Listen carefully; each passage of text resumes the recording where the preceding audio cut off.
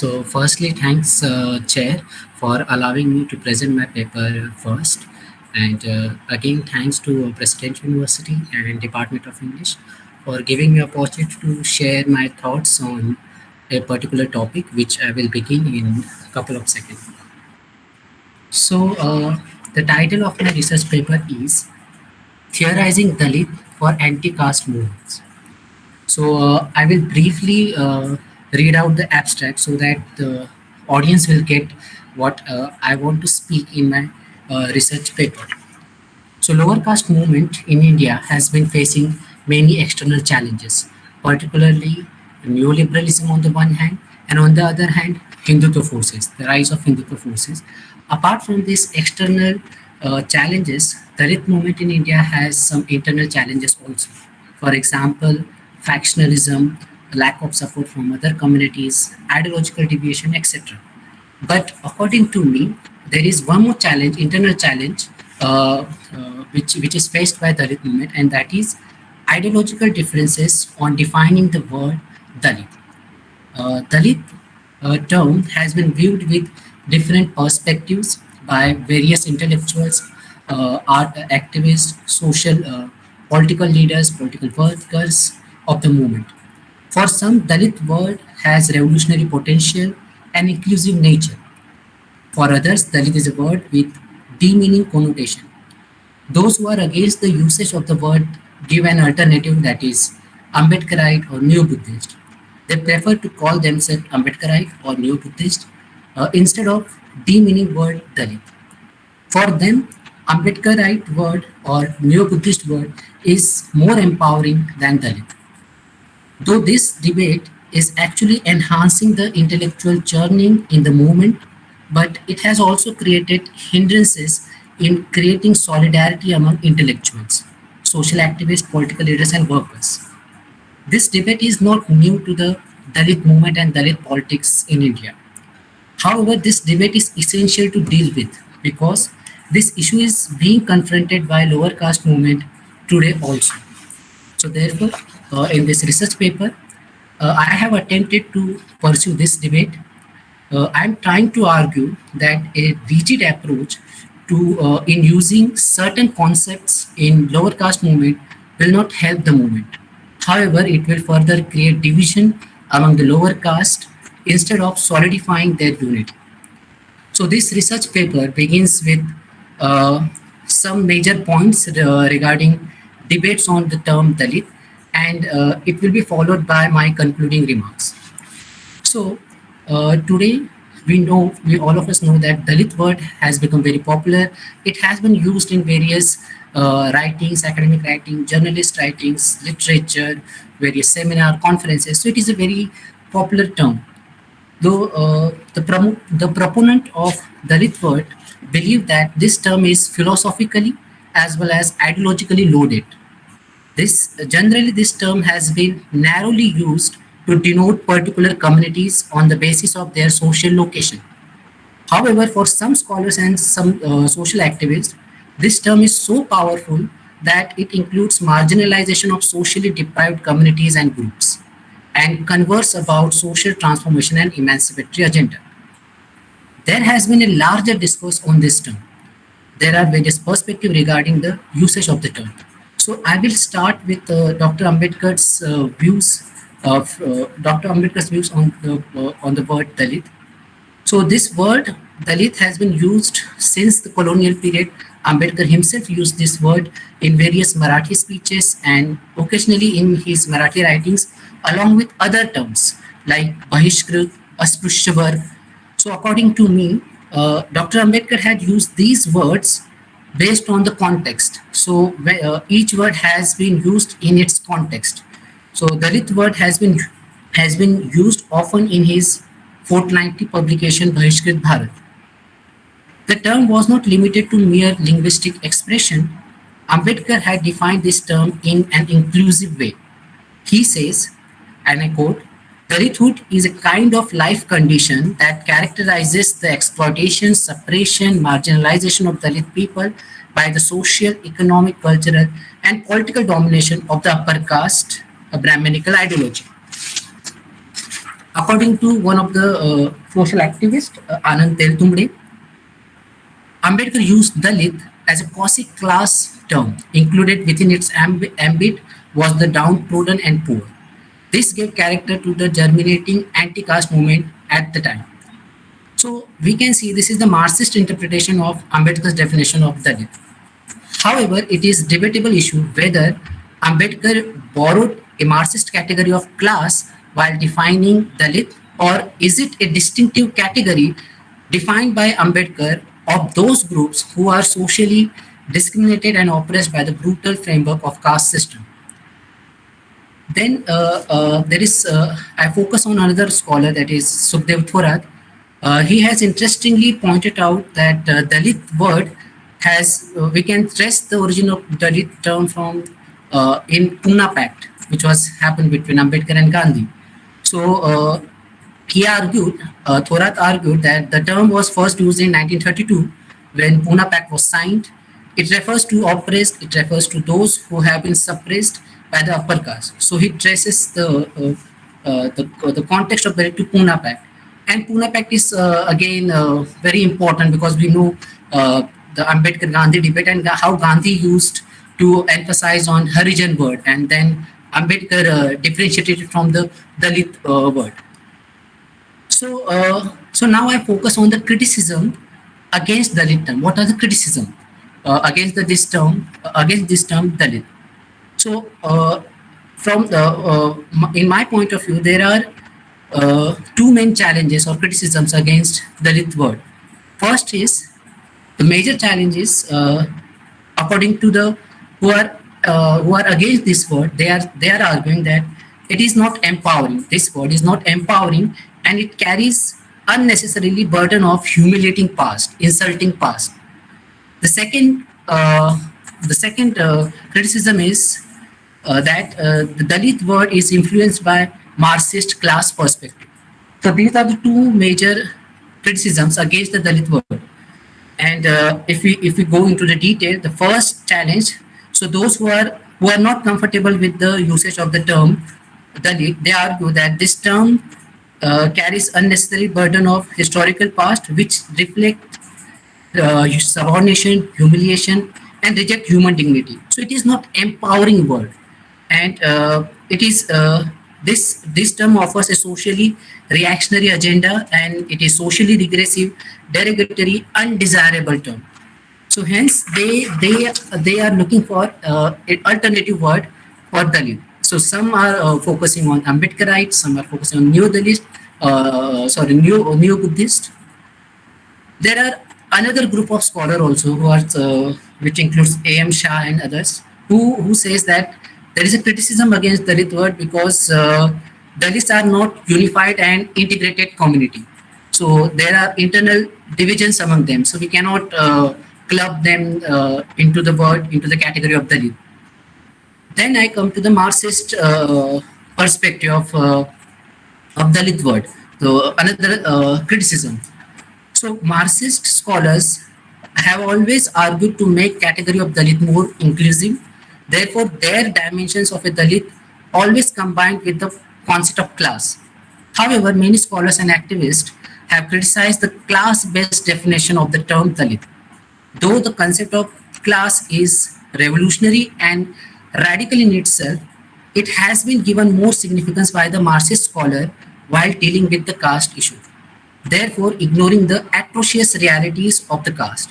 So this is the basic criticism against the left activists or Marxist scholars.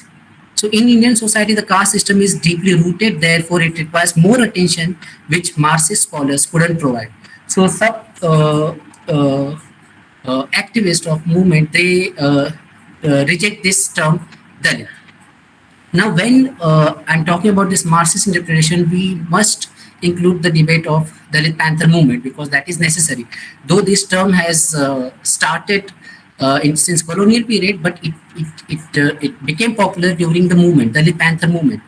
So we know about, I think we know the history of Dalit Panther movement and its significance and its trajectory. So we basically, there were many important leaders of the movement, but the two basic leaders Raja Dhale and Namdev Dhasa, uh, they projected two different groups of Dalit Panther movement, which was the main factor for the division of Dalit Panther movement. There were other factors also, but the major factor was ideological difference between the leaders. So Raja Dhale factions, Raja Dhale faction of Dalit Panther, he focused on new Buddhist, the new Buddhist identity of the movement. He focused on that it is empowering identity. And on the other hand, Namdev Dhasa's faction focused on, it was influenced by Marxist idea, and they focused on the Dalit category, that the Dalit term it should be all inclusive. It should not be limited to scheduled caste. It should also bring other marginalized people also. So that debate was there, and it led to the we can say a declining intensity of the Dalit Panther movement. The Here we have to mention Dalit Panthers Manifesto, which was published in 1973, which was very important. That it says, who is Dalit? Member of scheduled caste and tribes, neo-Buddhist and working people and landless and poor peasant, women and all those who are being exploited politically, economically, and in the name of religion. So all these people are Dalits. So there is a broader understanding of Dalit work. So according to another scholar, bilingual poet, Dilip Chitre, who has worked on the work of Namdev Dhasal, according to him, Dhasal had also tried to understand Dalit in terms of the fundamental experiences of alienation. To be Dalit is to be a human being denied free access to water and to be made aware that Dalits are a product of a different soil, an infertile patch of land that others do not wish to till. So that's a kind of interpretation of the Dalit word. Gopal Guru, another major scholar of Dalit movement, according to him, the category of Dalit is a revolutionary one for its hermeneutic ability to recover the revolutionary meaning of historical past of the Dalit people. It also has a greater ability to reach out the larger sections of the people. This category has an ontological ability to define itself with all the lower caste, tribal people, toiling classes and women. So Gopal Guru, when he was analyzing Dalit Panther movement, he argued this. So these were the arguments, certain arguments. Then now let's turn to the arguments for the Dalit movement. So what are the arguments of proponents of Dalit word, Dalit term? So they are saying, first, Dalit is a constructed identity. It is politically as well, it has political as well as cultural significance. It denotes a sense of pride. It signifies collective identity. It is an identity created by socially marginalized community to empower themselves to confront oppression of all kinds. Then it is also said that it is a manifestation of a new consciousness and a new identity. Certain scholars argue that this word it is related to becoming a symbol of their social identity. So there are various arguments for the Dalit word. Eleanor Zeliot, who is very important scholar in Dalit movement, she has what are her view on Dalit word. So she said the untouchable of Dalits the untouchables of India had themselves chosen a new identity, that is Dalit, downtrodden, oppressed, to indicate their lack of belief in being polluting their sense that their conditions was the fault of the caste system, and their inclusion in the Ambedkar movement of all those subordinated by their religious, social, and economic status. So, for Eleanor Zeliot, Dalit is a term which asserts a new identity and it rejects the notion of purity pollution. So, then another important aspect, that is Dalit literature. So we know the importance and history of Dalit literature. So certain Dalit writers and poets of Dalit literature, they have also argued for Dalit term. For example, Gangadhar Panthavani, one of the renowned person in Dalit literature movement, he started the pioneering journal of Dalit literature, Asmita Darsh. So according to him, and I quote, Dalit is not a caste. Dalit is a symbol of change and revolution. Dalit believes in humanism. He rejects the existence of God, rebirth, soul, sacred books that teach discrimination, fate, and heaven because these have made him a slave. He represents the exploited men in his country. Dalitness is essentially a means towards achieving a sense of cultural identity. The inferiority complex based on to be Dalit has now disappeared. Now, Dalitness is a source of confrontation. This change has its essence in the desire for justice for all mankind. So that was the view of Pantaune. Then another renowned writer, Baburao Bagul, he also said he also called Dalit as a revolutionary category in his literature. Now, there is another aspect of Dalit word that is some scholars believe that it is a political category. It is a strong political category. So, it is a manifestation of new consciousness, and like Ghanshyam Shah argued that it is a political category for assertion of identity and mobilization for collective actions and connotes an ideology for fundamental change in social structure and relationship. And today also we see the Dalit as a political category. It's very important, though it's not getting that electoral mileage, but it is very important player in electoral politics. Then I come to the concluding remarks. So what is my argument? What is my focus? So at the present time, this debate on Dalit term has still been discussed among social activists, intellectuals, political leaders, and workers. Those who are against the usage of term Dalit prefer another words, another categories, Ambedkarite, Neo-Buddhist, and according to them, these categories are more empowering. So there is nothing wrong in talking about these new categories and their importance. In fact, I am arguing it is leading to intellectual churning of the movement. It is enhancing the movement. But in the process of promoting these identities, the proponents of these identities, they are altogether discounting or they are rejecting Dalit word and their proponents and they do not recognize their contribution to the lower caste movement, politics and literature. So I see there lies the problem. So I have argued that this internal criticism of Dalit movement is helpful for the movement. However, altogether rejecting Dalit word and its contribution to the movement, literature and politics will create rift among lower caste, and it will further create division among them instead of solidifying their unity. So that's it from me. Thank you very much. Oh, thank you very much. Kiran, will you be staying back for the discussion after the Yeah, sure. I will be here. Yeah. Okay.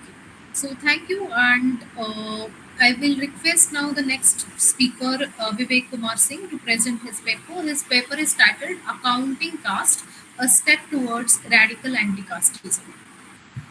Hello, am I audible? Yes, you are.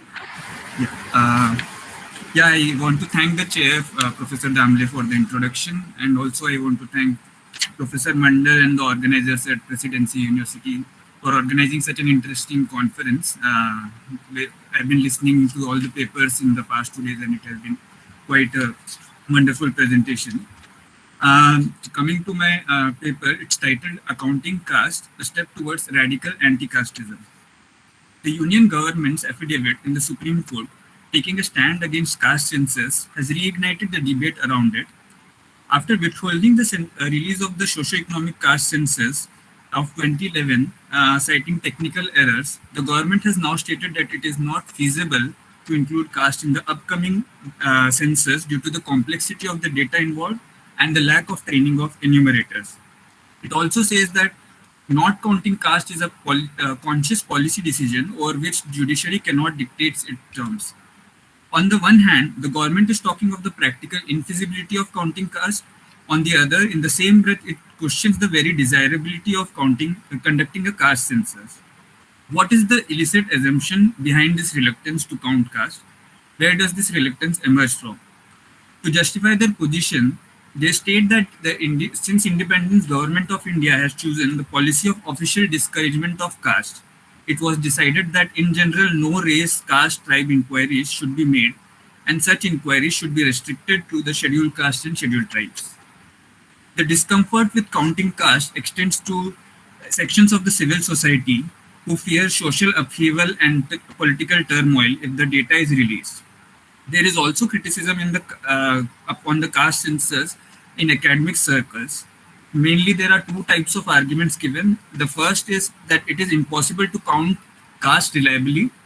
This is attributed to the lack of training of enumerators, lack of expertise of census superintendents, the complexity of the caste system, and the challenges in situating caste in cases of non-conforming forms of family. The second argument is that counting caste is antithetical to being anti-caste itself. Enumeration of caste solidifies caste identities and retains their relevance. Any mention of caste in the public discourse must be avoided, and it must be allowed to die a natural death.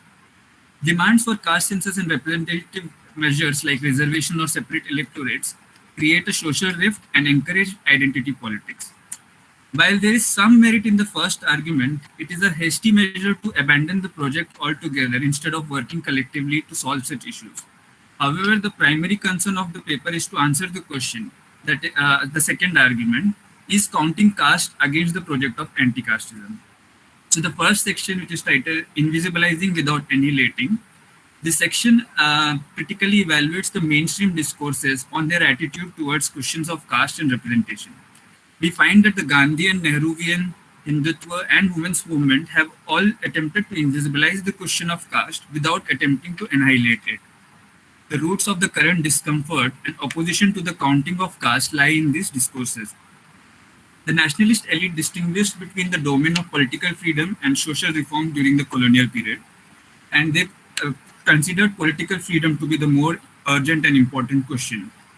On the question of social reform, while conservatives were opposed to any interference in the cultural domain, even those who were more inclined towards a reformist outlook sought to postpone these questions to a time when India had gained its independence from British rule.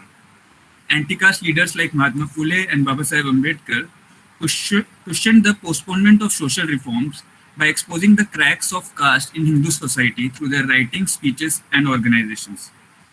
Others accused them of supporting the foreign rule and dividing Indian society. Different discourses use different types of languages to invisibilize the articulation on the question of caste. One of the most important examples of this is the Pune Pact, which Kiran also talked about. Babasaheb Ambedkar had been consistently demanding various safeguards for ensuring adequate representation for depressed classes. He said that the depressed classes demand a complete partition between themselves and the Hindus and raised the demand for separate electorates. He demonstrated that joint electorates would disenfranchise the depressed classes.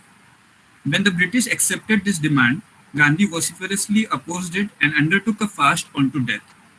While he agreed to representation to Muslims and Sikhs in the communal award, for Gandhi, untouchables were Hindus and should not be seen as separate entities. The immense moral burden to save Gandhi's life forced Ambedkar to sign the Pune Pact, which agreed upon reserved seats with joint electorates instead of separate electorates. Gandhi's articulation portrayed demands for representation based on caste as divisive. Thus, on the one hand, the traditional Hindu society did not give rights to untouchables. On the other hand, it denied their claims of being distinct from them. In 1935, Ambedkar declared that he would not die a Hindu at the Yola conference. This invoked an anxious reaction from caste Hindus, and they argued that the depressed classes must remain Hindus to enjoy the benefit of the Pune Pact. On the other hand, orthodox sections of the caste Hindus made statements against attempts at temple entry and other rights claimed by untouchables. Untouchables could therefore neither enter the temple nor leave it. Some of the most prominent leaders of the Hindu Mahasabha, namely Pandit Madan Mohan Malviya and Dr. Munje, were also important leaders of the Congress. The Hindu Mahasabha strongly opposed separate electorates and demanded the scrapping of Pune Pact.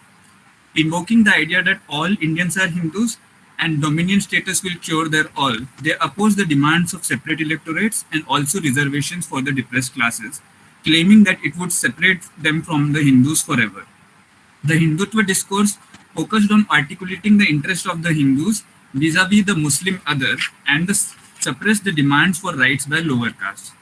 As Dalit Menon shows, In the period of 1850 to 1947, we find that communal violence has always followed periods of lower caste mobility and assertion. Even after getting independence, the mainstream discourse did not give importance to the question of social reform. During the Constituent Assembly debate, any articulation from the perspective of any particular group was discouraged by several members. To quote Nehru, we came to the conclusion some time back that we must get rid of separate electorates. That was the major evil. Reluctantly, we agreed to carry on with some measure of reservation. There is some point in having a safeguard of this type where there is an autocratic rule or foreign rule.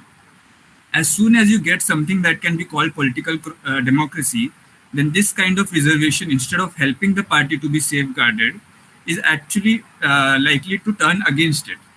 Therefore, I think that doing away with this reservation business shows that we are really sincere about this business of having a secular democracy. End of quote. The discourse of Nehruvian liberal secularism dominated the Constituent Assembly, which continued to delegitimize the articulation of the interests of the lower caste. There was no accounting for the past inequalities.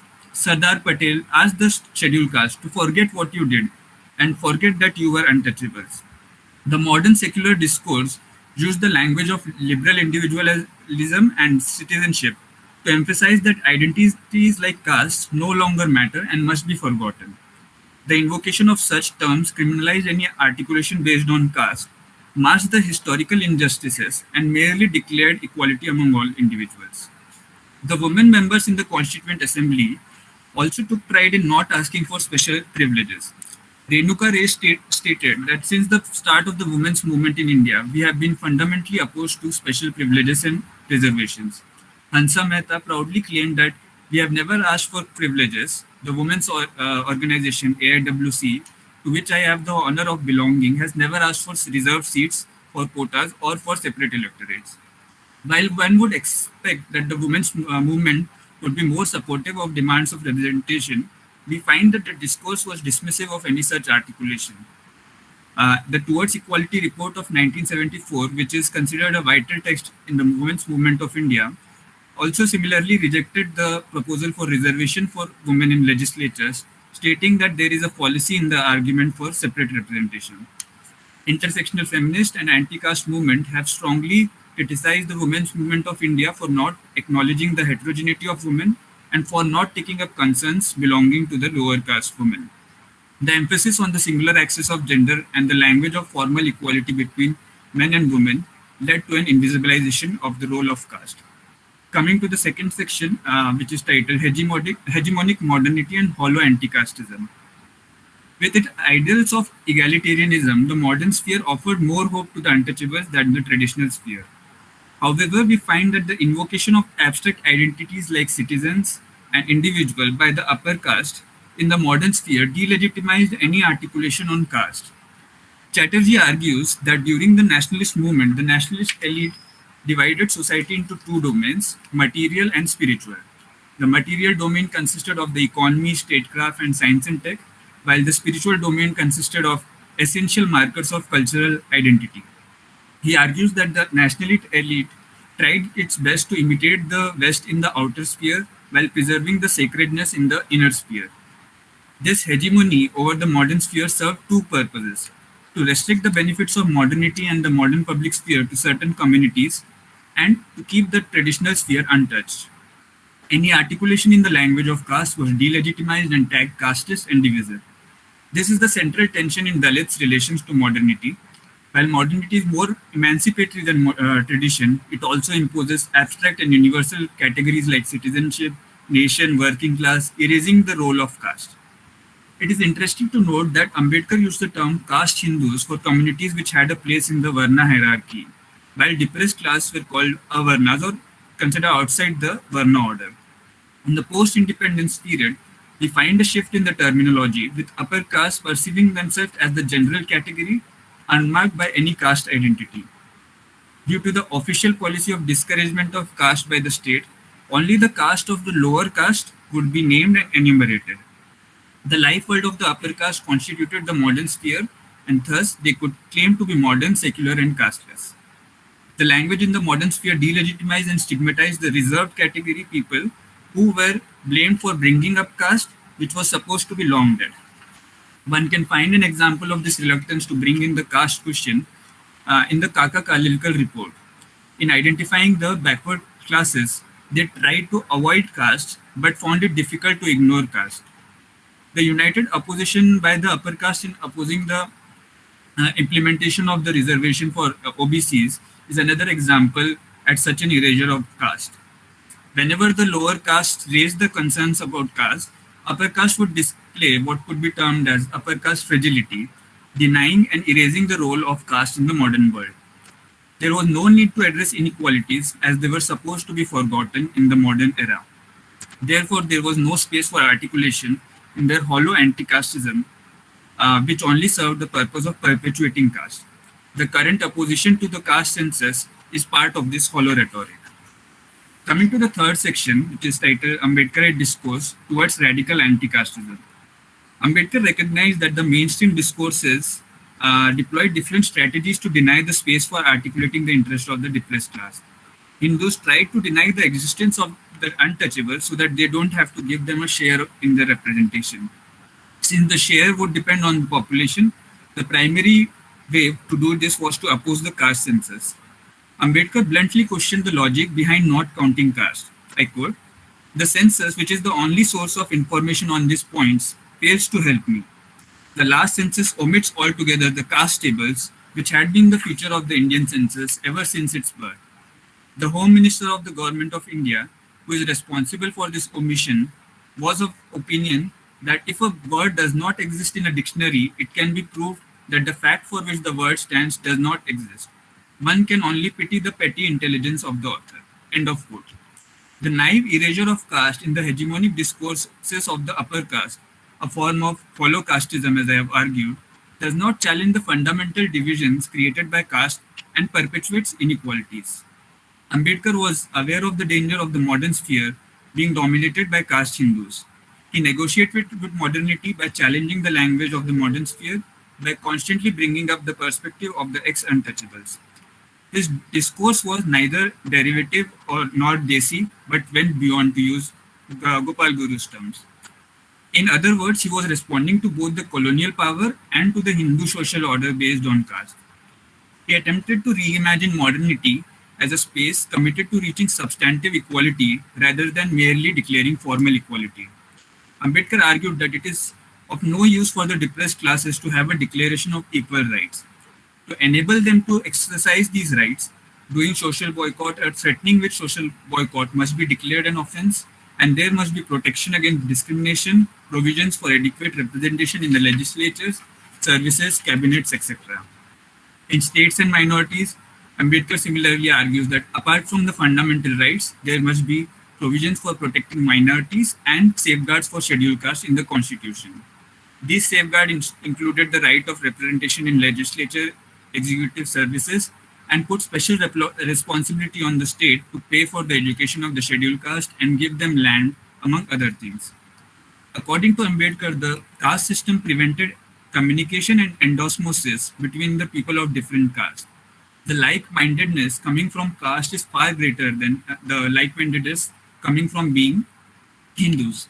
Responding to criticism that such measures as separate electorates would be divisive, Ambedkar argues that their chief effect would be to bring together men from diverse castes, and they would be thrown together in an associated life. By bringing several castes and groups into contact, communal representation would enable the re-socialization of attitudes towards other groups and move towards a fair distribution of power and resources, which are necessary steps towards practicing radical anti-casteism. As Meena Dhanda puts it, the ideal for modern anti-casteism is maitri or friendship, formed through praxis, eschewing birth-ascribed caste status and loyalties. Only such a re-socialization would eventually lead to the vanishing of caste and actively move towards the goal of equality. Measures of representations are therefore devices to remove divisions from society. From an Ambedkarite perspective, adequate and meaningful representation must be provided to groups according to their population and needs in order to have a democratic government. Ambedkarite discourse shows the path to radical anti-casteism. Radical anti-casteism recognizes the existence of the embedded self, which is marked by identities, and then takes active steps towards removing their significance and reaching substantive equality. It is radical as it addresses the chief effects of casteism, that is, the lack of communication and endosmosis, and the unequal and unfair distribution of power and resources among members of different castes. It seeks to annihilate the effect of caste and not simply erase it. The caste census is the first logical step towards this goal. Conclusion: caste census is a necessary but not a sufficient condition for practicing anti-casteism. The data from the caste census will serve several purposes. First, it will promote a data-backed debate around the rationalization of reservation policy. Lack of data leads to rhetorical and unverifiable claims and counterclaims. Here it is crucial to mention some of the long-term demands, such as the expansion of the counting to cover all castes instead of only scheduled castes, counting of Dalit Christians, Pasmanda Muslims, and atheist Dalits as scheduled castes, and counting and releasing caste-level data instead of monolith categories like SC, ST, and OBC. Second, it would be a rich source of data to base a socially embedded understanding of the economy. It will enable us to understand the impact of caste in the distribution of resources like land and other means of production, and in accessing nutrition, healthcare, education, state support, and welfare policies like Narayana and midday meals. Third, this will help in framing socially informed economic and public policy. Since the lens of poverty and class has always been used in formulating economic policies, the caste discourse was limited to the question of reservation. There must be provisions in the schemes to address the specific concerns coming from caste. Apart from the universalization of welfare schemes, there is a need to incorporate differential access to correct this disparity. Counting caste is essential for accounting for the past. Census is a thing of different times. It assesses the past in the present to make way for the future. It is a process for creating history as well as shaping the future. Anti-casteism is thus not just a theoretical concept, but is essentially embedded in praxis. Anti-casteism is a framework to analyze the past, make sense of the present, and imagine the future. There is no way to practice anti-casteism without accounting for the past through an anti-caste perspective. Thank you, and thank you for the opportunity to present my paper, and I look forward to the other presenters. Thank you, Vivek. Both of our speakers finished their papers, presentations on time. So now I request our third speaker, Venkata Narayana MD, to present his paper titled Thinking Bureaucracy Through Dalit Politics. Thank you, ma'am. Am I audible? Yes, you are perfect.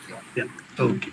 My paper, I'm basically thinking about how do we think anti-casteism, and another related question is how does anti-casteism itself think? The concept of thought itself is very significant in the way in which I approach this question.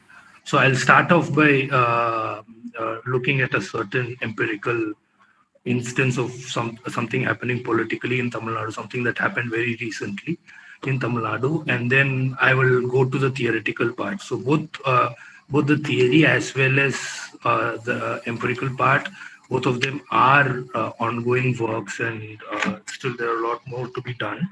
So I'd like to say that in the beginning itself. So the question that I'm thinking itself emerged to me when I was attending a protest that was being done by the Vidudalai Chirtaigal Kachi, which is a party in Tamil Nadu, which is currently part of the ruling alliance. So it's a party that possesses that has around 2 MPs and 4 MLAs. One of the MPs is the leader of the party, who is Tol Tirumavalo, and I think his name has come up in a few of the presentations that have happened before also. So the party itself started as DPI, which was a chapter of Dalit Panthers that was started in Tamil Nadu by one Malaisamy, and then later on Tirumavalo took over it. It was not an electoral party for a long time until the late 1990s, when it became an electoral party. So since then, they have been on and off. They've fielded a few. This is the largest number of MLAs that they have now, which is 4, and they have been pretty. They are pretty much a very strong part of the alliance today in Tamil Nadu with DMK. And one of the things about the leader Tolthur Mauluan is the way in which he speaks. He attracts a massive following. He's a very charismatic leader who attracts a massive following, whose speeches have been known for whose speeches are known for their so throughout his political life. There till today, he's known for his speeches. So one of the, I think, like the way in which I would look at his speeches, and it has been looked at by others also, is the way in which he imbibes Ambedkar's educate, organize, and agitate in his speeches itself. So constantly, his speeches are ones where he looks at it as an opportunity to educate himself and the masses. So the audience themselves are part of a process where he's trying to educate what he already knows. So this is coupled. I would couple this with the other side of his life, which is where he's someone who's known to meet a lot of people, in the sense that from the time he gets up to the time he goes to sleep, both his house and his party, like he's known for being someone, if you're able to just reach the place where he is, you'll probably be able to meet him if you're able to wait there long enough.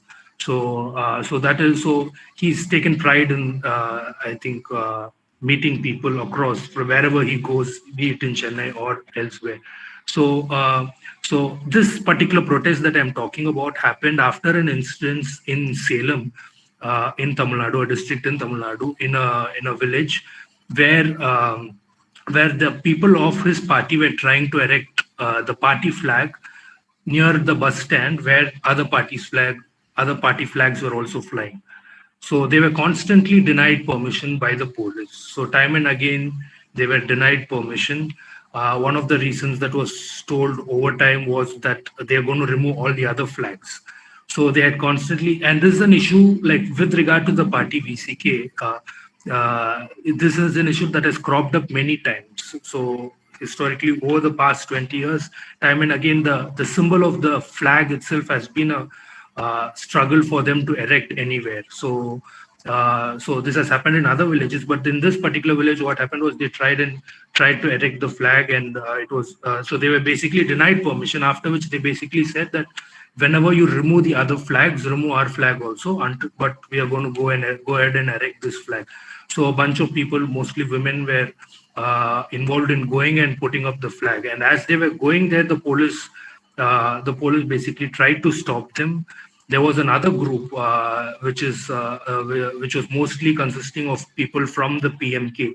PMK is Patali Makal Kachi, another party in Tamil Nadu, which predominantly has support from the one-year community, which is a community against the party itself has been known for its very strong casteist stand, and they have constantly been in fight with VCK ideologically and like physically also, like because of their casteist stand.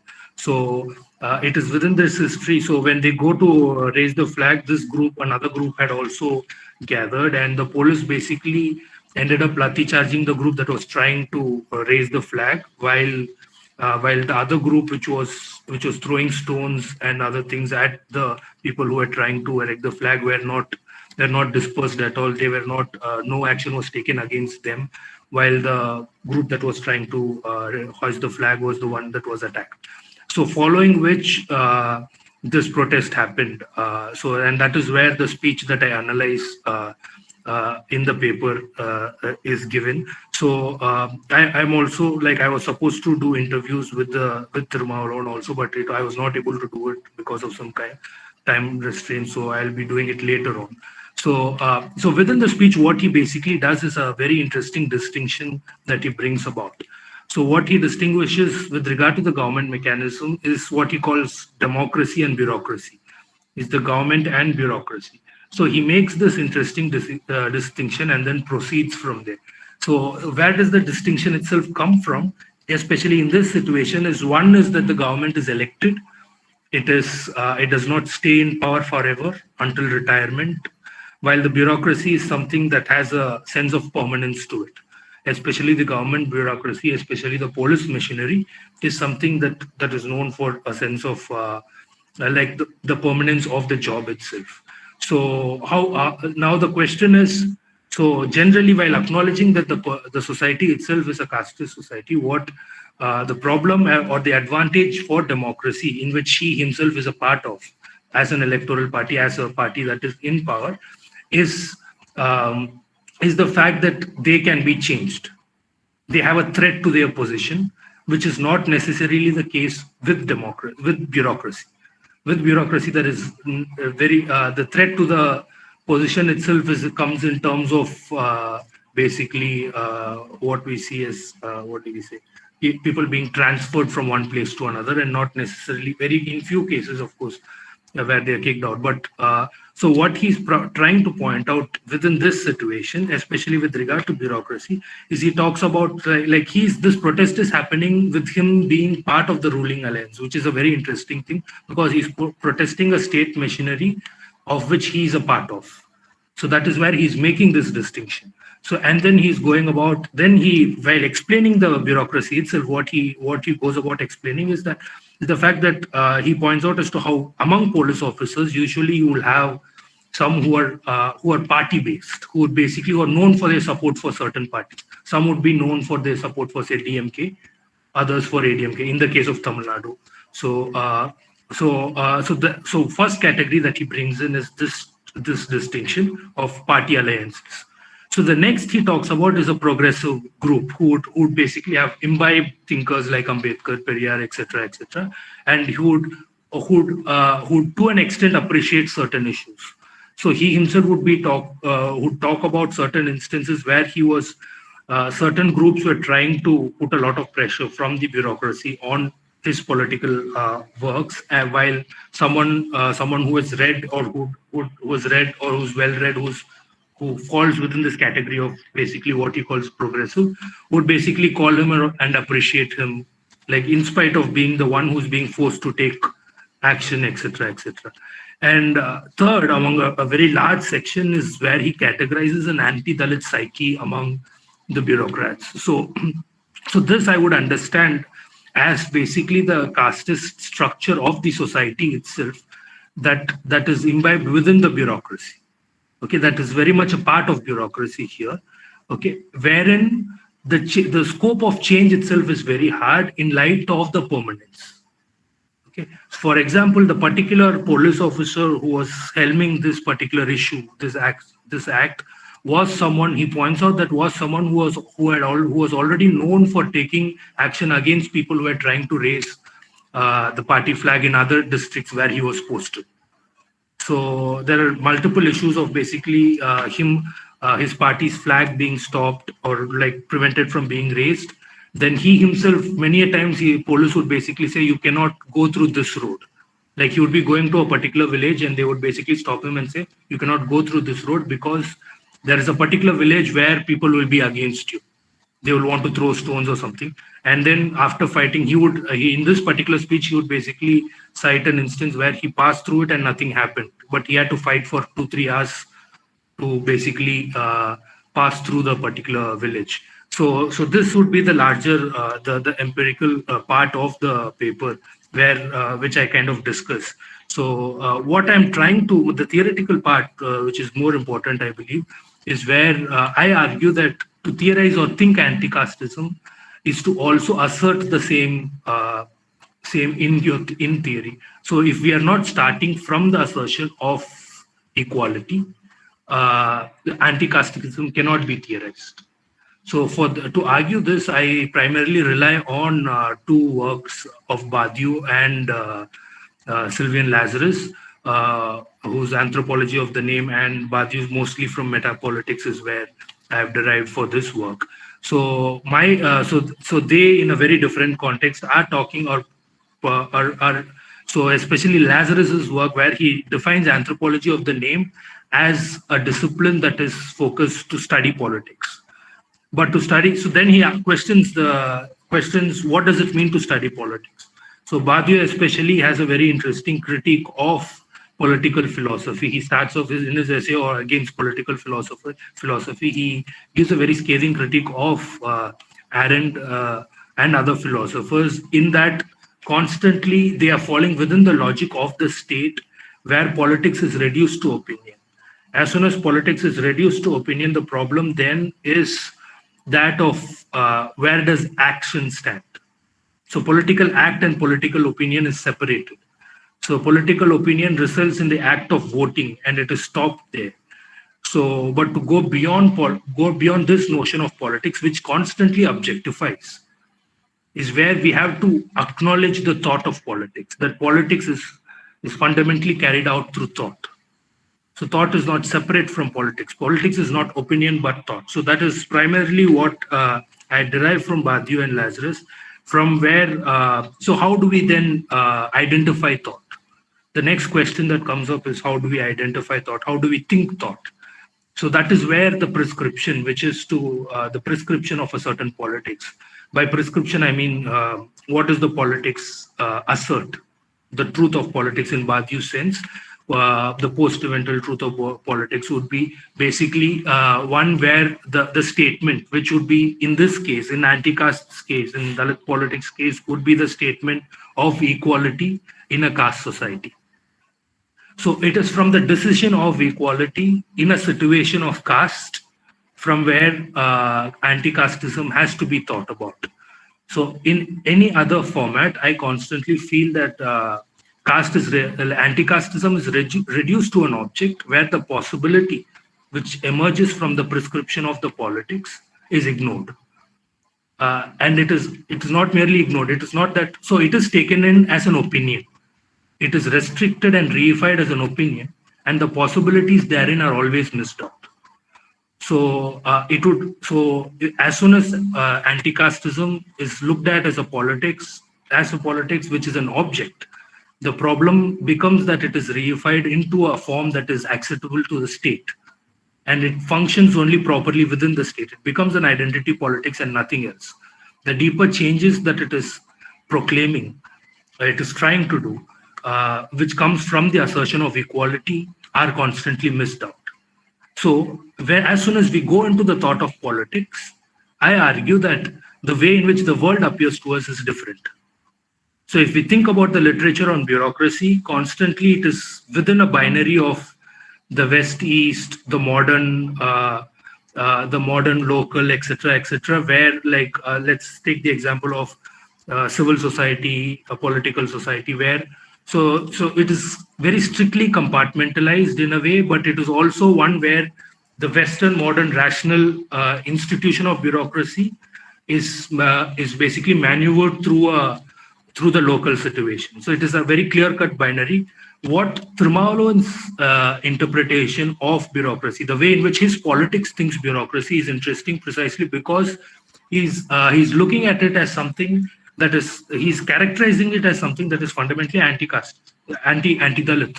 He's pointing out that the bureaucratic machinery that is in a society which is casteist, which is based on caste, is also casteist. Just because a top-down approach where an institution is framed within a modernist or rationalist understanding, it cannot be merely understood as one that is stemming from that. So that is where thinking politics and thinking how politics thinks becomes, for me, very important, and it should be the starting point of how we think anti-caste, how we theorize anti-casteism. So I'll stop there. Thank you. Thank you very much, Venkata.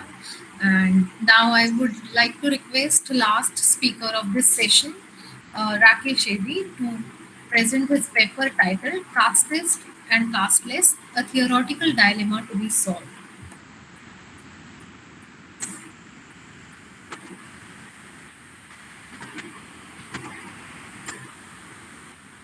Rakesh?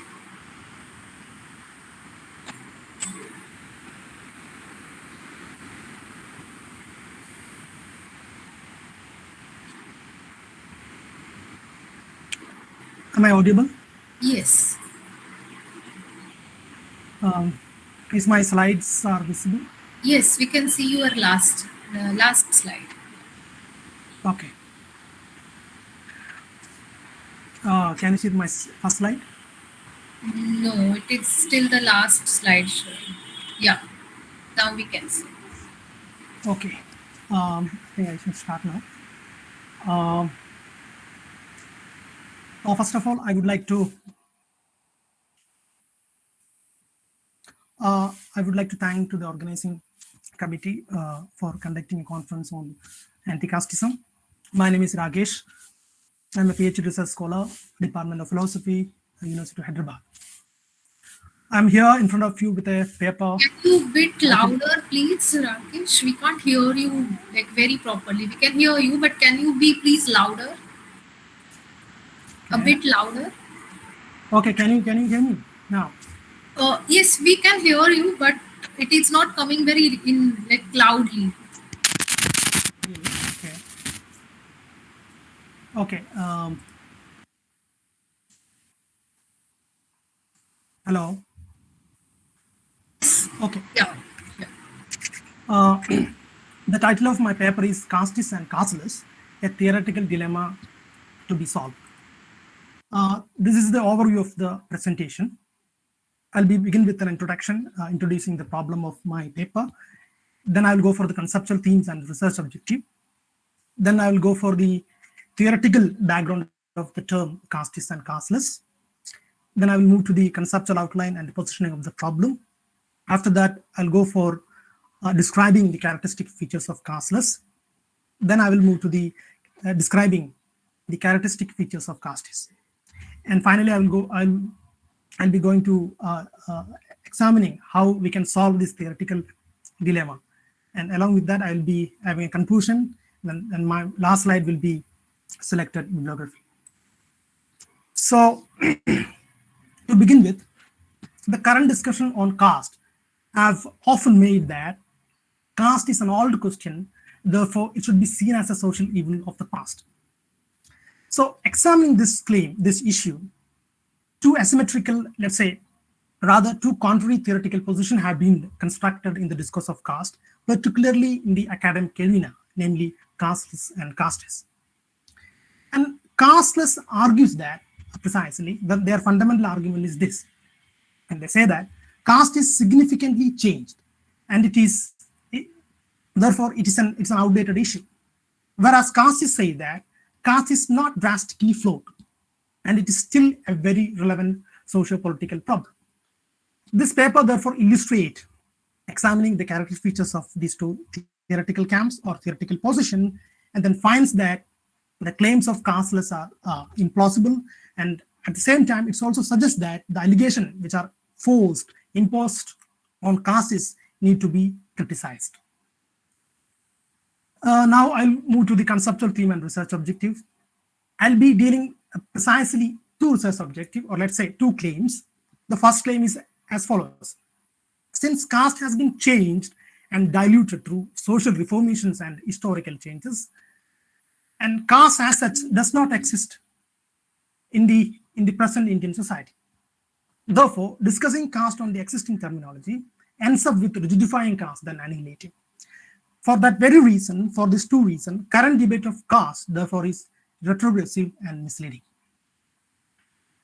Therefore, it has made upper caste free to monopolize themselves as casteless, whereas Dalit thinkers who has been coming with caste issues to discuss, they are termed as casteists. This paper therefore elucidate the characteristic features of these two theoretical positions and try to solve their theoretical dilemma. Now, one might ask that what does these two terms, that is casteist and casteless, means in this context? So the distinction between these two terms can be associated with Gopal Guru and Satish Deshpande. Gopal Guru, in his famous work in Cracked Mirror, he has pointed out that in theorizing caste, there is a prejudice existing in the social practices in India that some are born with a theoretical spoon in their mouth and the vast majority with an empirical pot around their neck. So Guru says that it has created two contrary theoretical positions or categories, namely empirical Sudras and theoretical Brahmins in the social practices in India. And what does it mean by the empirical Sudras? Empirical Sudras are a category which are lower caste. They are in the social practices in India, are considered that not capable of having a theoretical tools or theoretical understanding by birth. So their only job is to reveal their experience and their caste experience, and at the same time they do not have a theoretical capacity. Whereas theoretical Brahmins are considered as who are born with the theoretical categories or capacities, rational enhancement. Therefore, they are able to theorize caste. So they are able to theorize caste. So this very distinction also gives the idea of the castes and casteless, where the empirical Sudras themselves, they have to carry the caste and being a casteist, and whereas the theoretical Brahmins who are capable of standing outside of caste and being a casteless, they can theorize the caste, right? And the second theoretical background we can suggest here is that Deshpande's claim. Satish Deshpande claims that the reservation is often criticized by upper caste for rigidifying caste, because to get avail the reservation, it demands registering caste on documents. So for this reason, the lower caste has to register that. Since lower caste has to register their caste on documents, they have to rigidify their caste identity, and therefore their caste identity always gets an hyper visibility. Whereas upper caste free to monopolize themselves as casteless because they do not need to register their caste on documents. It shows that how the lower caste is viewed as a perpetuator of caste, even in the emancipatory acts such as reservation, whereas upper caste as casteless. So it is this background that these two terms, namely casteist and casteless, have to be understood. Having said that, these two theoretical camps are, in our context, in our debates, are grounded specifically examining three central questions, namely how caste can be theorized, who can theorize caste, and what theoretical position one could bear in such analysis. Therefore, the meaning of these terms in our discussion neither denotes in any way pejorative sense nor as a binary opposite, that is lower caste and upper caste, because these two terms should be seen in our context firmly suggestive. However, most of the time, these theoretical camps follow the binary opposition between upper caste versus lower caste, meaning upper caste as casteless, lower caste as casteist in our context. However, in our discussion, casteless is not necessarily always upper caste, and caste is always lower caste, because these two theoretical terms or theoretical camps should be seen as the theoretical position one takes in theorizing caste regarding the three questions which I have mentioned above, namely how caste can be theorized, who can theorize caste, what theoretical position one could bear in such analysis. Now I will move to the conceptual outline and positioning of the problem. I have two sections in my paper. The first section explains casteless and its characteristic features, and it also explains how casteless becomes a theoretical position itself. In the second section, the characteristic features of castes are explained, in which how the allegation and prejudices have been forced on Dalit thinkers as castes are discussed. Apart from that, it also recapitulates how the theoretical category of castes become a theoretical position itself. So by critically examining them, the paper finally suggests that the claims of casteless be implausible, and the allegation imposed on Dalit thinkers should be reassessed. Now we will move to the first section of my paper, which is titled as casteless and its characteristic features. Here I'll be dealing with examining with two main claims. The first claim is as follows. Caste has changed significantly. Casteless argues that caste has changed significantly, both its rigid form and the way its atrocities have been generated. For this reason, caste is only one of the social political issues, and it is not necessarily the unavoidable issue as it has been in the past debates. Casteless gives the following reason to make this claim. The first reason is as follows. Since the atrocities related, such as untouchability, has been disqualified by law and constitution, Casteless argues that intensity and rigidity caste has had, therefore diluted. Similarly, since after the impact of modernization, globalization, and freedom struggle movement, and many social reforms happened in India in various forms, for this very reason, caste as the essential social political issue should be seen as relatively outdated. And apart from that, considering the social changes that happen to our society, Casteless maintains that we have reached relatively and considerably in a state of casteless society. Right. Apart from that, Casteless again argues that since Dalit thinkers discuss caste as the essential social issue, and they are negligent to the change that happened to Indian society. Moreover, Dalit thinkers, argues Casteless, continue to maintain subjective experience to theorizing their subjective experience to theorizing caste. Since current discussion on caste is negligent to the change, and for this reason, Casteless argue that the existing terminology, the existing tools which have been kept by the Dalit thinkers lack objective analysis. For this reason, Casteless argues that current discussion of caste only appears to be against caste. In reality, in actuality, it actually tends to be its perpetuator, caste perpetuator. Therefore, the ongoing debate on caste are misleading and retrogressive as it is because it's negligent to the social reformation and the objective analysis.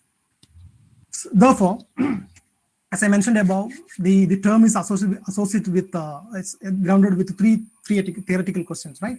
So answering the first question, how caste can be theorized, Casteless argues that caste should be analyzed objectively instead of subjective experience as done by Dalit thinkers. And secondly, answering who can theorize caste, Casteless argues that one should be theoretically casteless by being free from any caste bias intellectually and theoretically to do the objective analysis of caste. Therefore, the theoretical position one should bear in such analysis, according to Casteless, is a free, rational, logical thinker who is capable of distinguishing caste bias intellectually and theoretically. So, the given theoretical position of Casteless, the following conclusion can be drawn. The first one is that since stating Dalit theorization is grounded on subjective experience, Casteless actually assumes that Dalits are incapable of theorizing caste objectively. And secondly, since claiming the social changes diluted caste, Casteless believe that caste means essentially untouchability. Right? Since untouchability is a practice which is acted by a person or others, Casteless believes that caste issues are precisely a personal matter, a personal affair, an individual issue, a question of mentality and the attitude of an individual. So, assuming caste should be analyzed objectively, Casteless assumes annihilation of caste is the question of individual effort through rational enhancement. For these reasons, Casteless argues that Casteless makes the claim that caste is a personal issue rather than a social structure. Now we will move to the next section of my paper, which is titled as Casteist and its characteristic features. Since the term casteist is defined by bracketing who Casteless is, the allegation and prejudices forced on casteists have to be noted.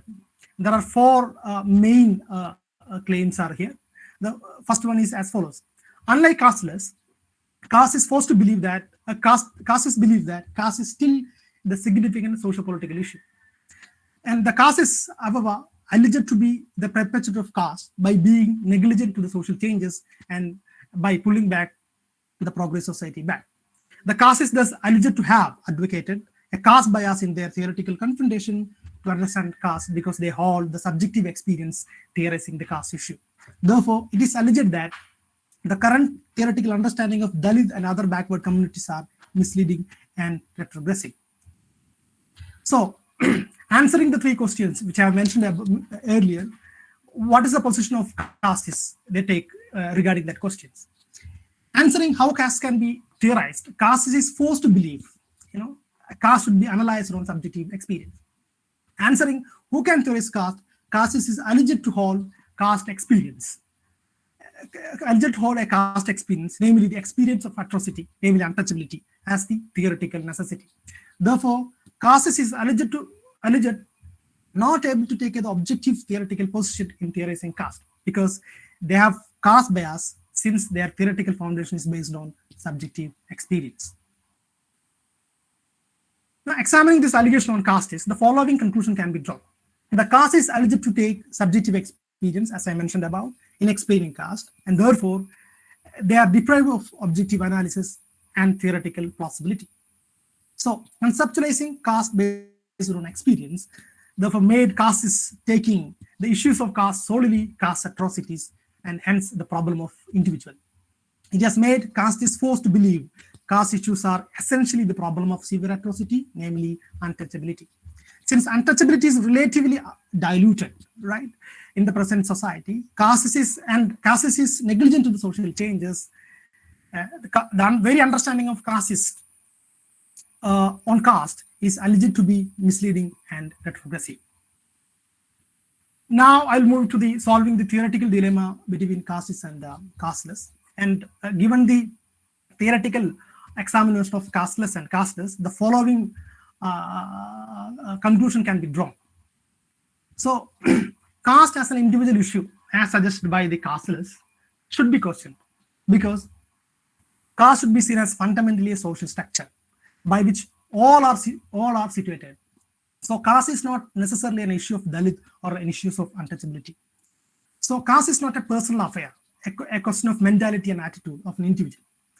Because caste is a social structure, and it is an undemocratic social structure, and because of that, we all need to get rid of it, whether it is a lower caste or upper caste or Dalit, whoever it is. Right. So caste cannot be analyzed outside the social structure as suggested by castes having a free epistemologic space, which I have mentioned above. Right. So because caste should be questioned within the social structure, because it is the issue of all people, all are involved in it.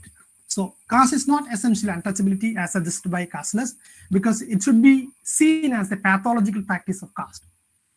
Right. So though the untouchability is diluted, the pathological practice of caste has been diluted, we cannot make the claim that caste as social structure is flawed. Right. Therefore, caste is still an important issue in the present society. Therefore, the paper make the conclusion that the paper suggests that the claims of casteless should be seen as implausible, and the allegation imposed on caste should be criticized. So, with this, I should conclude, and this is my selected bibliography. I've taken the major works of Satish Deshpande and Gopal Guru, along with the works of Ambedkar, its Annihilation of Caste and Caste in India, and along with Saruka's famous essay on phenomenology of untouchability. I think with this, I should wind up. Thanks for listening. Thank you very much, Ragesh. So, we had four very, very interesting and very crucial presentations today. The audience can write their comments and questions in the chat box. Meanwhile, I would like to ask certain questions or make certain observations. So, in the order of the presentations. So, I have three questions for Dr. Agawane. The first would be, would you tell us more about the term Ambedkarite, which is used in place of Dalit? What are the implications of using this term instead of Dalit? What are the limitations and what are the leverages one gets by using the term Ambedkarite rather than Dalit? My second question is, what are your comments or take on association of Dalit with Bahujan?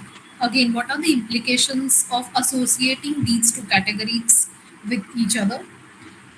And my third question is regarding gender. So, have women been categorized as Dalits? And have there been any arguments against or in favor of categorizing women as Dalits?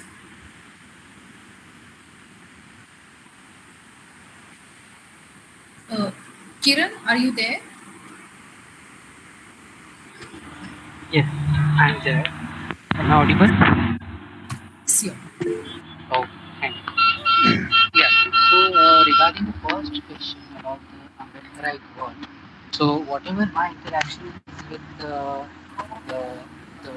proponents of Ambedkarite work or whatever my reading is, whatever my reading are. So based on that, I can say that being Ambedkarite or using Ambedkarite work, they think that we should believe in the Ambedkarite philosophy, Ambedkarite ideas. So these principles and these ideas proposed by Ambedkar, they are more empowering. So we should focus on these ideas.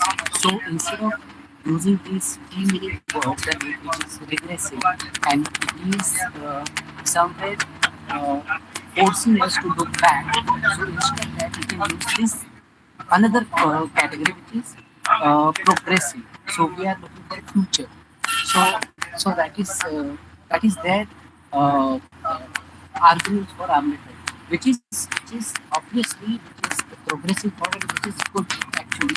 There is nothing wrong with this category. But the thing which I am actually talking about, that is the negation of Dalit word. Okay, so in some of the writings, we can see that the writers or poets like Dhasa, they are totally rejected or they are criticized more because of their affection to the Marxist ideas and the word uses of the word Dalit. So there, I guess, lies the problem. We can have that intellectual journey about the words used regarding usage of different categories. But how can we deem or discount the contribution of the social activists or social leaders? So that's the main point. The second thing which we are talking about, association of housing. Of course, if we see the Dalit Campus manifestos in that we can see they are trying to use the category of Dalit in a larger scenario. And here comes the question of gender also. That they are seeing all the social oppressed and marginalized section, the Adivasis, women, lower caste, and other people who are discriminated by other groups which are dominant, which are privileged. So these marginalized and oppressed groups, they can form a category which is Dalit, but this category will be more empowering. It will be like a revolutionary category. They will fight against the uh, marginalization and exploitation. That we can find in various literature also, in various poetries and various writings also. There, these writers use this Dalit words in a very inclusive way and in a very progressive way and as a revolutionary category. So in that sense, some and Ambedkarite criticized Ambedkar, those who favor Ambedkar, they criticize this word because they believe that this is a there is a use of Marxist category of class. So they don't accept Marxist category to define the word Dalit. So so there may be problems with Marxist ideas or Marxist ideology. uh, Instead of rejecting or discounting their contribution, I guess we can have more engagement, more discussion about the word, usage of the word. So, I guess I have answered some questions.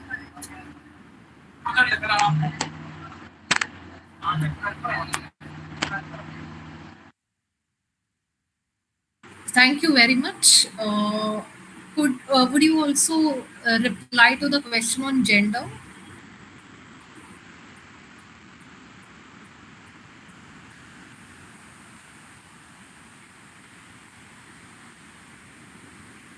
Uh, okay, I think he has already responded to question that Rakesh has asked to Kiran regarding the word Ambedkarite and how it is better usage for empowerment than Dalit. So there are lots of questions for Vivek. So first, I would like to ask some questions, and then I would read out questions in the chat box for him. Vivek, my first question to you is regarding the surveillance. Census has always been used by state, first by the colonial state, and like even in post-colonial times, by any state, for the sake of collecting information about citizens and thereby surveillance. While this has always been the case, this issue has become much more crucial in today's times because of uh, the way in which data is collected and can be processed using artificial intelligence, etc., etc. There is also biometric data collected. So my first question is, do you think census can be used against marginalized in general or Dalits in particular by the state? Because there is, can it be used for surveillance? Can it go against Dalits?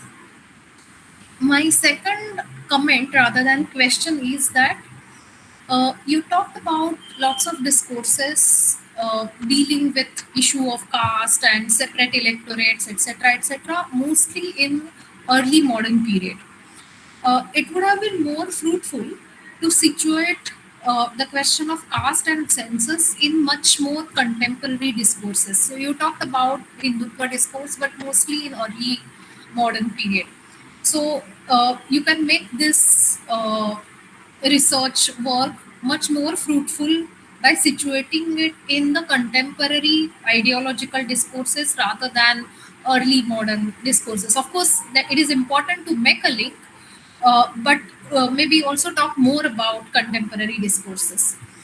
Another suggestion that I would like to give you is about looking at Lohia, because when many other ideologies and people were not talking about caste, Lohia talks about question of caste, obviously through very different categories. He talks about seven revolution and class, gender, intersectionality is important for him.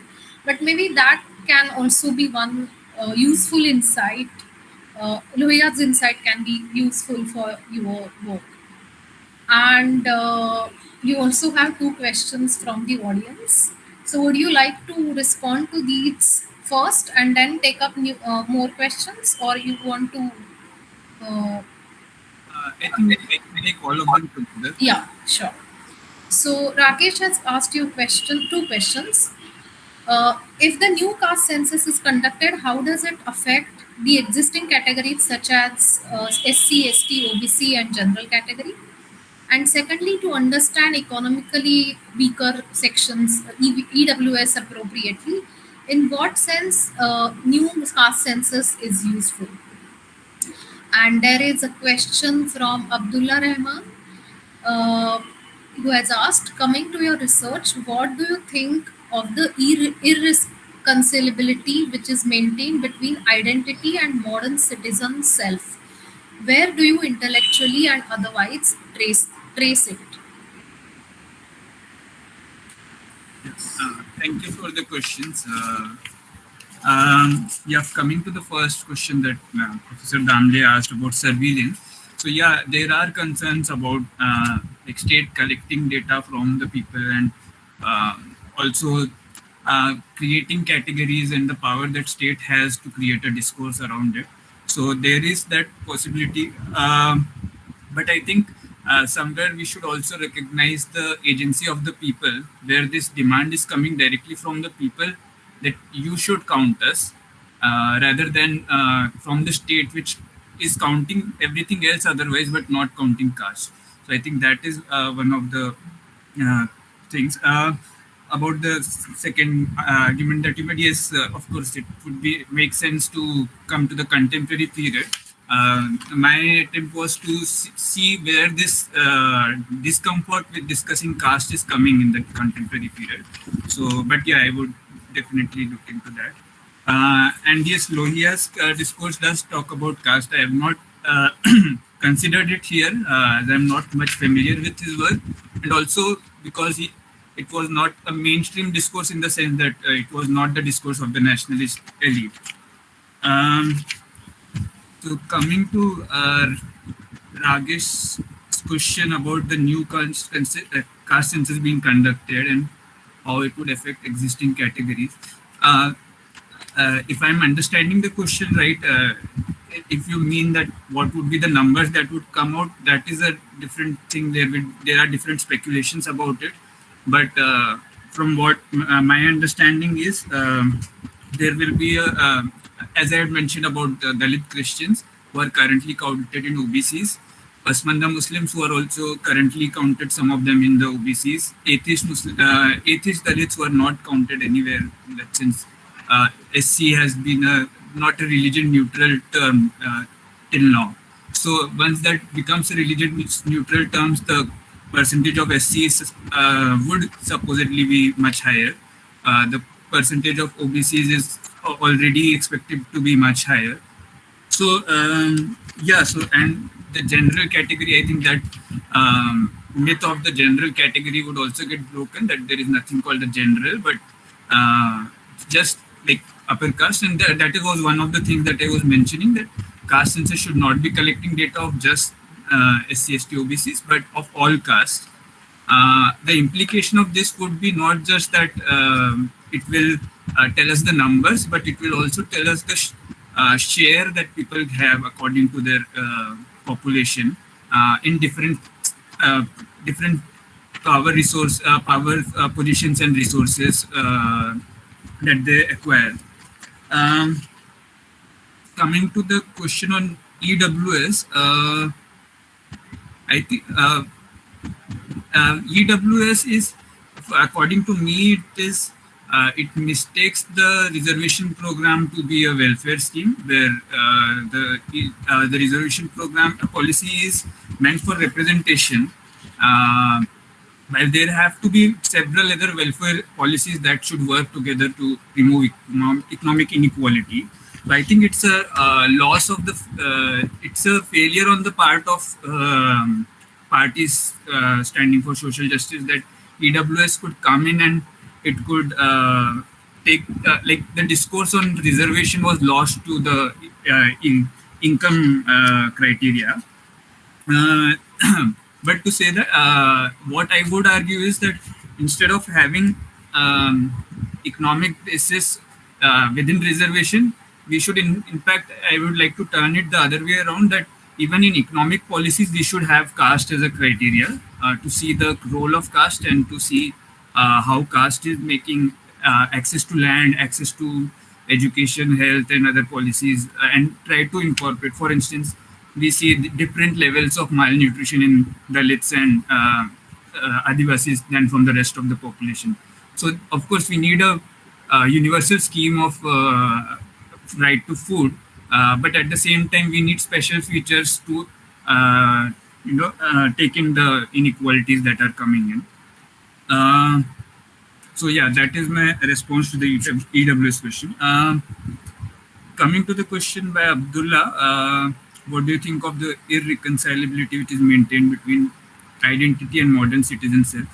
So yes, I think the problem lies in the hegemonization of modernity. So when the modern sphere is hegemonized by certain groups, then the universal categories like citizen or self or working class or any such identity or nation is representing the dominant culture, dominant groups of the society. So, and then it also defines the normals. So the normal is constituted of who the dominant community is.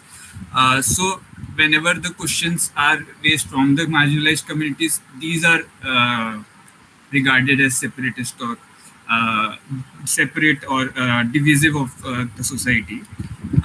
But we find that is not to say that there is no scope in modernity as such, because we find that Ambedkar, Phule, and others are negotiating with modernity, and they are trying to reimagine modernity in a way where identities are not seen as anti-modern, but where the language of identities articulation is legitimized and where you can articulate their interests. And I'm also reminded of one article by Sarah Ahmed, who talks about whiteness, phenomenology of whiteness. So she says to be human is to be white, then to be not white is to be not human. So that is what it has become, that to be a citizen is to be upper caste, male, Hindu, and to be not these categories is to be not be a citizen. So to make citizenship meaningful for people, we need to acknowledge the differences and have adequate safeguards and protection for minorities. That is my answer. Thank you. Yeah, thank you, Vivek. I think your last comment also links your argument with Ragesh's paper, where I think he was making a very similar argument. So, a couple of comments or questions for Venkat. Uh, During communist movements or protests in West Bengal, there was a particular slogan which said that, uh, which tried to ally the protest, like which tried to seek the alliance of the police with the protesters. So slogan was something like that: police, you beat us as much as you want, but ultimately remember how much salary you get.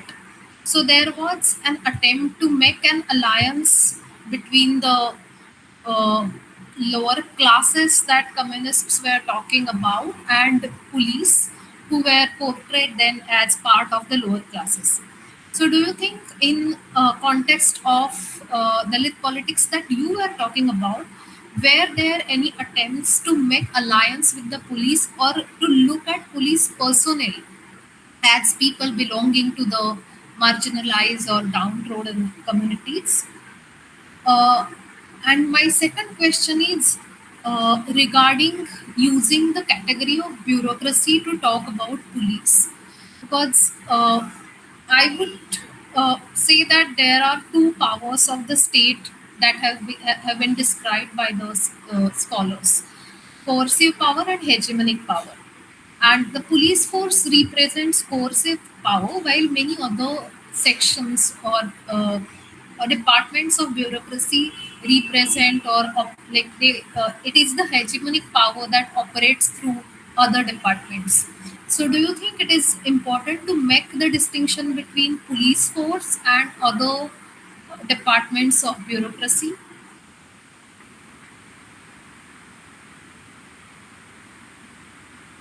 Uh, Thank you for the question. So the first one is something that I have to look into, but so far I have not come across any places where, like a rhetorical one, yeah, of course, one where someone would mockingly say, or address the police who's standing there in the protest. That would regularly happen. Where, like, in a way, is to say, like, especially in the case of Tamil Nadu, I've seen across. Like, I'm not talking about the particular protest that I was talking about in the paper, but outside of that, so VCK is also a party that is strongly talked about the Elam issue, in Sri Lanka, the issue of Tamil nationalism and a separate state. The Tirumalavan is known for his support. So I've come across many protests where usually this notion of the policeman being a Tamil is also being a Tamil is constantly invoked when they are the ones who are basically trying to stifle the protest again and again. So such things are there, but it is something that I have to specify. This is a very interesting point to look at, especially when he's talking about casteist elements in the police machinery. What about the anti-casteist element there? So how are they articulating the bureaucratic machinery within which they are there? So yeah, so I'll probably look into it. Thank you for that comment. And the distinction between hegemony and coercive, uh, I would say, especially when it comes to the Dalits bureaucracy, in many times, like even the hegemonic bureaucracy can work as something that is very coercive. So I think that distinction is very blurry when it comes to the particular issue that I'm talking about.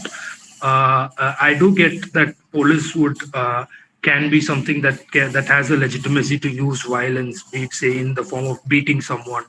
So that is very interesting here. If you look at the 90s, the way in which Tamil Nadu police responded to acts of assertion by Dalits, we have multiple instances of violence that was perpetrated by the police. But I don't think we can stop it there. I would give a broader definition to violence and of coercion, wherein the part that you're distinguishing as the hegemonic bureaucracy would also fall within this, wherein the way in which power operates there might not use the lati or violence as its medium, but it is still castics and it is still coercive in its own ways. So that is how I would think about that particular question. Yeah. Thank you very much. Kiran has written his responses to the question, so I would like to read them out. So he says that the proponents of Ambedkarite word argue that this word is more empowering as it believes in Ambedkar's principles and ideas, whereas Dalit word has been seen as a regressive which takes back lower castes to their humiliating past. The argument which I was trying to make was that there is nothing wrong in using different categories in Dalit movement, but totally discounting the contribution of Dalit proponents will not help the movement. Uh, Regarding gender question, he has answered. Dalit category includes women as well because women also form socially marginalized category. We can refer to Dalit Panther Manifesto, which included women also in the category of Dalit. By including them to Dalit category, their revolutionary potential has been recognized. Thank you very much, Kiran. And my last set of questions are for Ragesh. Uh, do you think it is because of calling caste as an identity? Uh, Talking about caste has been termed as casteist. In other words, our other identities, say communal identity or regional or linguistic identities, are often considered as regressive because they narrow down and they are chauvinistic. So, do you think it is because of this that caste, like talking about caste identity, has been considered as regressive? Is it this discourse of identity politics that is making talking about caste as casteist? And secondly, uh, what is the alternative uh, idea or concept that you would suggest for this so that talking about caste question doesn't sound as casteist. So, what I'm trying to say that can we then talk in terms of equality rights instead of talking about caste or like beginning with caste as a category? Do you think that would be helpful? Responding to the first question, what I'm trying to make here is that there is a prejudice in the academic arena, especially discussing about caste. Those who are discussing about caste, they have been termed as castes. The reason for is that because, for example, Dalit thinkers, they have been coming up with many caste atrocities, many caste issues, and there is a huge debate on caste happening there, right?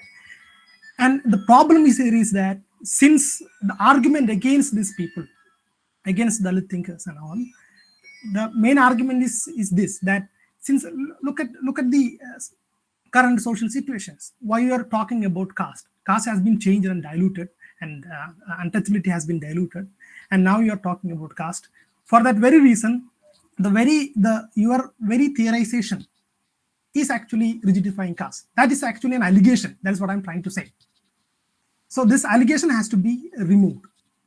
So what I'm trying to do in my paper is that this allegation has been imposed on Dalit thinkers by the casteless. Therefore, we should remove this dilemma, because this is not the way to do these things. Because the argument of casteless for making this claim is this. First one is they're saying that there is a social reformation happened, social change happened, right? Therefore, we should not talk about a caste is diluted. This is their claim. And by saying this, they're actually equating caste means serious atrocities such as untouchability and all. And what I'm trying to say is that caste is not just untouchability. Untouchability should be seen as the pathological features of caste, or pathological practice of caste. Just because untouchability is removed, we cannot say that caste is diluted, or the caste as social structure is gone. And regarding this, we can clearly see that it is regarding this caste issue, we can clearly say that this is the response of Gandhi regarding caste. Gandhi has talked about dealing caste, that the fundamental problem with the caste is untouchability. right? So according to Gandhi, if untouchability has been removed, caste is the best model because it's based on the Chadurvarna. It's a great model to the society. But Ambedkar says that when we are taking the annihilation of caste, when we are entering to the revolution for the rejecting caste, not only we are against untouchability, but also we have to change the social structure itself, right? So what I'm trying to say is that the allegation which is imposed on Dalit thinkers and all, caste is actually making these claims. So these claims should be rejected. That is what I mean to say. You have another question from Vivek. So we have 2 minutes. You can quickly answer that. What, according to you, constitutes the anti-caste position?